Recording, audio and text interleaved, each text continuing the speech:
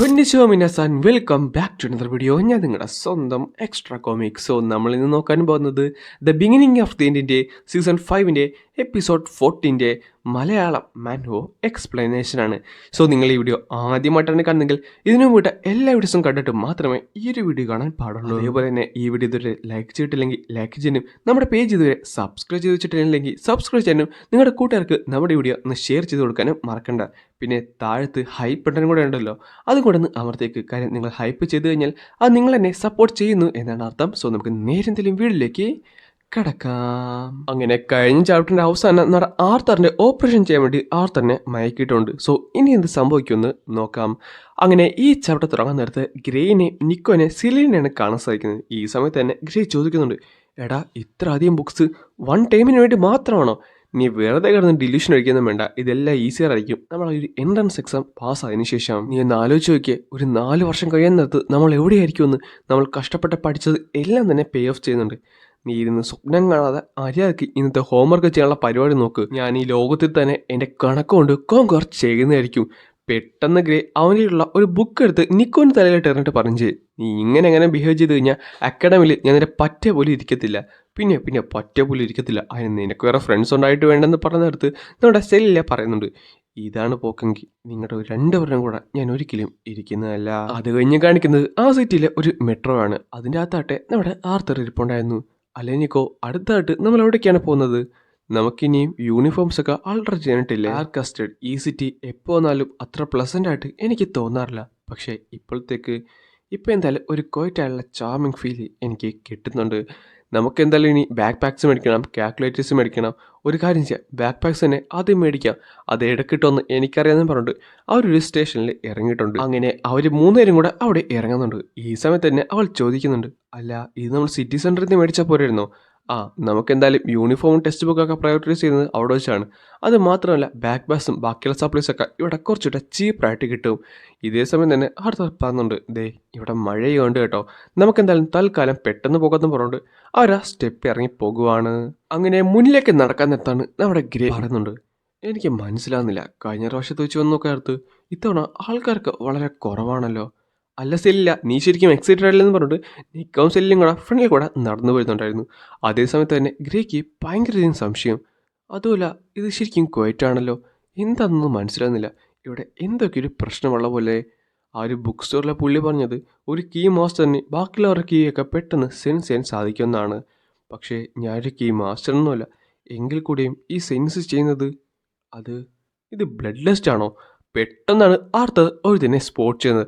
അടുത്ത സെക്കൻഡ് തന്നെ ചാടി നിക്കോനെ അവളെ കൂടെ ഒന്തി താഴത്തേക്ക് ഇടന്നെടുത്ത് ആ ഒരു ഷോട്ട് സൈഡിൽ കൂടെ പോകുന്നുണ്ട്. എന്നാൽ അത് ജസ്റ്റ് നമ്മുടെ സിലിയുടെ കയ്യിൽ മുട്ടുകയും ചെയ്യും. ഗ്രേ എന്ത് പറ്റി? മിൻ്റെ അതിവിടെ എത്ര പെട്ടെന്ന് ഓടാൻ നോക്കടാ. ഈ സമയത്ത് തന്നെ അവൻ പറഞ്ഞു, ദേ മര്യാദക്ക് പെട്ടെന്ന് പുറകെ വന്നേക്കണമെന്ന് പറഞ്ഞെടുത്ത് നമ്മുടെ ഗ്രേയുടെ നേരെ നെക്സ്റ്റ് അറ്റാക്ക് വരികയും അവനാട്ടെ അവിടെ ഉണ്ടായിരുന്ന ഒരു ബുക്ക് എടുത്ത് അത് തടയുന്നുണ്ട്. കോപ്പ് ഇത് എന്ത് തരത്തിലെ ബുള്ളറ്റാണ്, എനിക്കൊന്നും മനസ്സിലാകുന്നില്ലെന്ന് പറഞ്ഞോണ്ട് അവനത് വലിച്ച് പറിച്ചെടുത്തിട്ട് നേരെ ഓടുകയും ചെയ്യും. ആരാണെന്ന് പറഞ്ഞോടാ, പക്ഷെ ഇത് ചെയ്തവന്മാരുടെ കീ അത് ശരിക്കും സ്ട്രോങ്ങർ ആണ്. അവരുടെ ഓറ എനിക്ക് സെൻസ് ചെയ്യാനായിട്ട് സാധിക്കുന്നുണ്ട്. എത്രയും പെട്ടെന്ന് സ്പ്രെഡ് ചെയ്യാനായിട്ട് നോക്ക്. അവരെ എന്തായാലും നമുക്ക് വേണം. ആ പയ്യന്മാരുടെ കാര്യത്തിൽ എനിക്കൊന്നുമില്ല, പക്ഷേ ആ പെണ്ണിനെ ജീവനോടെ തന്നെ എനിക്ക് കിട്ടണം. എടാ ഓടാൻ നോക്ക്, ഇവിടെ വെയിറ്റ് ചെയ്യില്ലേ, അത് മയക്കോടെയാണ്. അല്ല ഇവരെന്തിനാണ് നമ്മൾ ഹൺ ചെയ്യുന്നത്? നമ്മൾ വല്ലതും ചെയ്താൽ ഇനി വരാ. നമ്മളല്ലടാ, അവർക്ക് വേണ്ടത് സിലിലയാണ്, അവളെ ജീവനോടെ വേണമെന്ന് അവർ പറയുന്നത് ഞാൻ കേട്ട്. അത് കഴിഞ്ഞ് കാണിക്കുന്നത് അവർ നേരെ ഓടുന്നതാണ്. പെട്ടെന്നായിരുന്നു അവൾ നേരെ താഴത്തേക്ക് വീണത്. കാര്യം അവളുടെ കൈയുടെ ചെറിയ പോയ്സൺ ആയിട്ടുണ്ട്. സിലീലിയ എന്നെ വിട്ടിട്ട് പോകാൻ നോക്ക്. ഇല്ല ഞങ്ങൾക്ക് അങ്ങനെ ചെയ്യാൻ പറ്റത്തില്ല. പറയുന്നത് കേൾക്ക്, ഞാൻ കാരണമാണ് നിങ്ങൾ ഡേഞ്ചറിൽ നിൽക്കുന്നത്. അവരെന്നെ എന്തായാലും കൊല്ലത്തില്ലെന്നല്ല പറഞ്ഞത്, അതുകൊണ്ട് കുഴപ്പമില്ല. അത് ശരിയാണ്. അതുമാത്രമല്ല നമുക്ക് രക്ഷപ്പെടാൻ വേണ്ടേ, അതാണ്. എങ്കിൽ തൽക്കാലത്തേക്ക് ഇത് വെച്ചോ. ഇത് പറഞ്ഞു നിൽക്കാൻ സമയമെന്ന് പറഞ്ഞിട്ട് പെട്ടെന്ന് ഗ്രേ ആട്ടെ നിക്കോനെ വിളിച്ചിട്ട് അവിടുന്ന് ഓടുന്നുണ്ട്.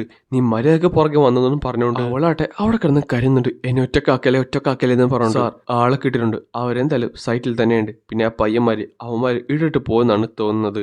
എന്തായാലും ആ ട്രയാങ്കുലേസർ ഇട്ടതുകൊണ്ട് തന്നെ അവൾക്കിപ്പോൾ അനങ്ങാനൊന്നും സാധിക്കുന്നില്ല.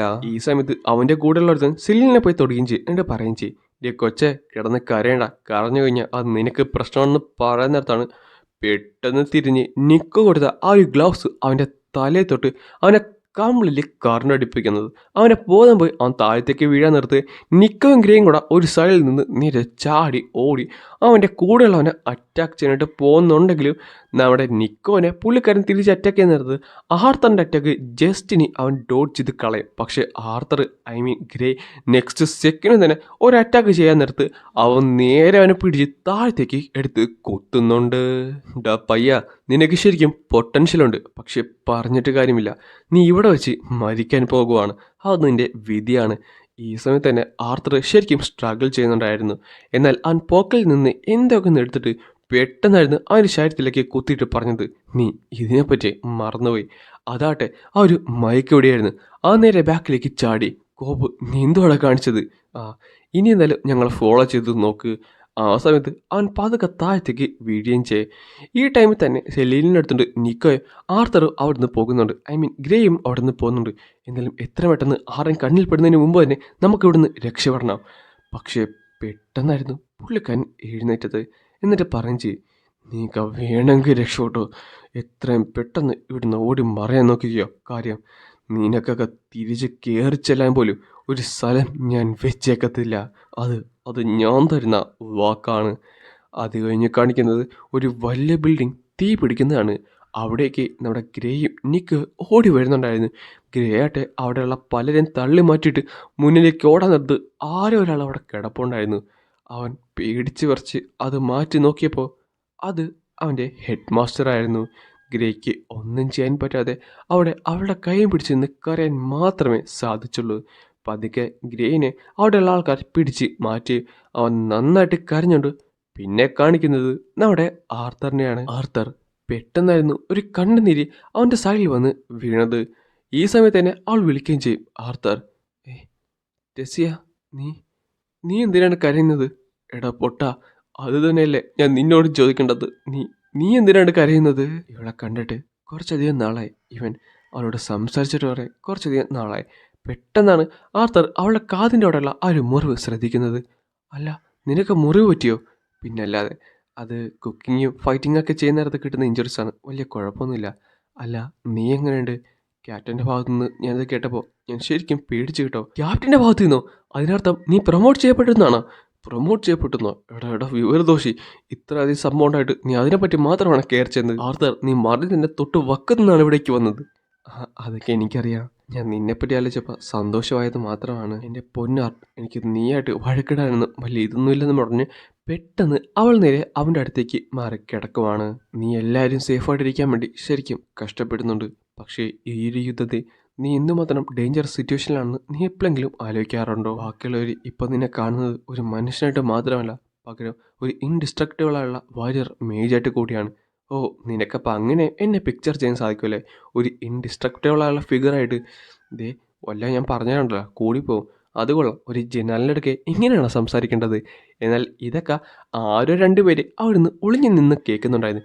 പെട്ടെന്നായിരുന്നു തട്ടി താഴത്തേക്ക് വീഴാൻ പോയത്. അത് നമ്മുടെ എലിയും പിന്നെ ടെസ്സിൻ്റെ അച്ഛനും അപ്പൂപ്പനായിരുന്നു.